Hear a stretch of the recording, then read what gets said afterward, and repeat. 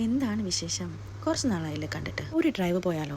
ഫാമിലിയും ഫ്രണ്ട്സൊക്കെ ആയിട്ട് പോകാൻ പറ്റിയ ഒരു സ്പോട്ട് പറഞ്ഞു തരട്ടെ. എൻട്രി ഫീയും ഇല്ല, 24 hours ഓപ്പണും ആണ്, ആക്ടിവിറ്റീസും ഉണ്ട്. ചിപ്സും വെള്ളമൊക്കെ കഴിച്ച് നമുക്ക് പയ്യെ അങ്ങ് പോവാം.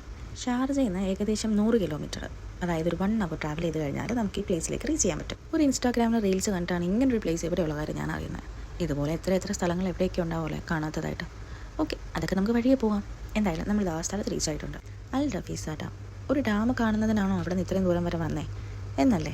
അല്ല, ഇവിടെ ഡാം മാത്രമല്ല, ഇവിടെ കയാക്കിംഗ് ഉണ്ട്, കിഡ്സിൻ്റെ ആക്ടിവിറ്റീസ് ഏരിയ ഉണ്ട്, കാണാനായിട്ട് ഒരുപാട് കാര്യങ്ങളുണ്ട്. ഞങ്ങൾക്കൊരു അബദ്ധം പറ്റി എന്താണെന്ന് വെച്ചാൽ ഞങ്ങൾ വന്നപ്പോൾ ഒരു ഇത്തിരി ലേറ്റായി. പക്ഷേ ഈ കയാക്കിംഗ് ഒക്കെ 24 hours ആട്ടോ. രാവിലെ വന്നാൽ മതിയായിരുന്നു എന്ന് ഞാൻ അവിടെ നിന്നപ്പോൾ ചിന്തിച്ചായിരുന്നു. കുറച്ചും കൂടെ വെട്ടത്ത് കാണുമ്പോൾ കുറച്ചും കൂടെ ഭംഗി തോന്നിയാനെ. പിന്നെ ഞങ്ങൾ പ്ലേ ഏരിയയിലേക്ക് പോയി, ഞങ്ങൾ ആനയിൽ കയറി, അത് കഴിഞ്ഞപ്പോൾ ഞങ്ങൾ കുതിരയിലേക്ക് മാറി. പിന്നെ ചെറുതായിട്ടൊന്ന് വിശന്നു, അതെവിടെ പോയാലുള്ളതായതുകൊണ്ട് ഒരു ചായ വാങ്ങി കുടിച്ചു.